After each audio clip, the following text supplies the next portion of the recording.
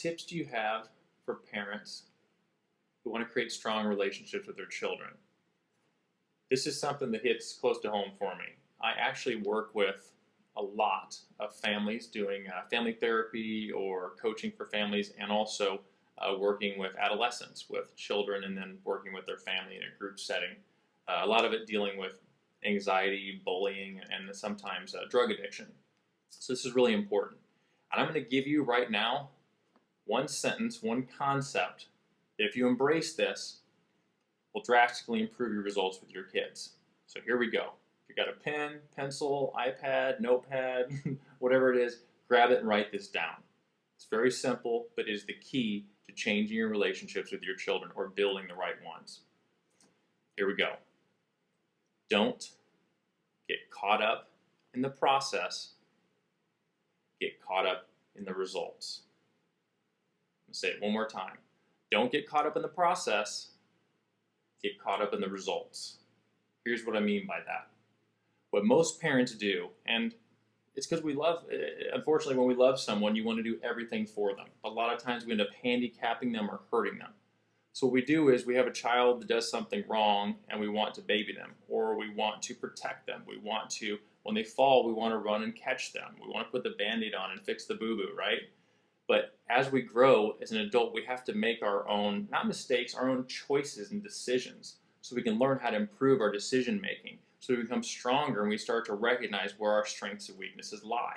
If somebody's always there to catch you, if there's always a net to fall in, you stop taking risks, you stop believing in yourself, you have less confidence, and you're not challenged. It's like going to the gym. If you never turn up the treadmill or you never raise the weight, you're not going to improve your health. You're not going to get stronger. So don't get caught up in the process, okay? Get caught up in the results. Too many times as parents, we'll want to help someone and we keep making false circumstances. If you do this one more time, you're going to be grounded. If you do this, we're taking your car away. And I've worked with dozens of families every year doing this. And a child will go and buy drugs on the street and get arrested, get in trouble, get fights, horrible things happening that could tear this person's life apart. And instantly the parents come in and swoop the child up and try to help them. Now, I understand. We love each other. But like I said again, if you want the result in the end, if the result is to build a strong relationship and help your child to have the best opportunity to be healthy and successful in life, then you have to be tied to the results and not the process. So don't always be talking about, oh, but I love them, I don't want to be hurt, it feels so bad. I understand that. But I watch over and over and over the loop happening where parents swoop in and save the kid. And what happens is by the time the kid's in their late teens, early 20s, they're in a lot of trouble and they need you for a long time. They're handicapped and they're dependent. So if you want to build a strong relationship, here's how you do it. Number one, we talked about a couple of these things before. Attitude. You have to first have the right attitude. Okay? You have to be doing the things, and be a good example of the things you're going to tell them that they have to do. You have to have that integrity. So you should be working on the things that you want to teach them to improve in their life. You should be a person that's organized and a person that follows through. You should be a person who has integrity. And if you make a mistake, own up to it. Show them it's okay to make mistakes. It's okay to stumble. It's how you get back up. Number two, advanced communication. You have to communicate. If you're not talking with your child or making them feel comfortable that they can speak to you, they're not going to express what they need. And the important thing is the more you practice communication, the better you get at it. So if you think about it, think about when you were that age, or think about kids, they're adolescents, teens, young kids. First of all, they're embarrassed, they're shy, they're experiencing something they've probably never been through before.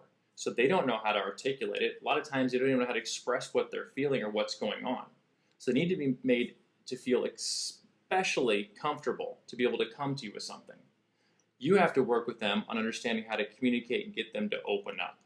Communication is absolutely vital in helping you improve the situation. You want them to come to you when there's a problem.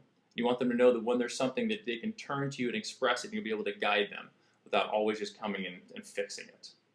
And three, you have to have a plan. You got to put something together and show them that you're organized again. Give them a routine to follow so they can measure their success, so they can recognize when something isn't working and something is. I always suggest with families that you create a calendar together weekly. so that you have times where you come together. You make sure you don't get caught up in work. You don't forget about somebody's soccer game or a play that's going on at the school, or husband and wife don't get upset because you talked about something 2 or 3 weeks ago, didn't put it on a calendar, and all of a sudden there's an event tonight that you have something double booked for. So it doesn't make anyone feel special if somebody forgets their event, but it's not being done on purpose. You just get overwhelmed and get busy.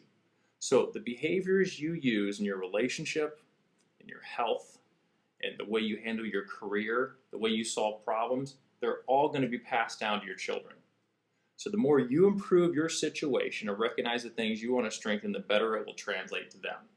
So what you need to do, again, is have the right attitude, good communication, and you got to have a plan. Put a plan together so you guys have at least one night a week where you have dinner.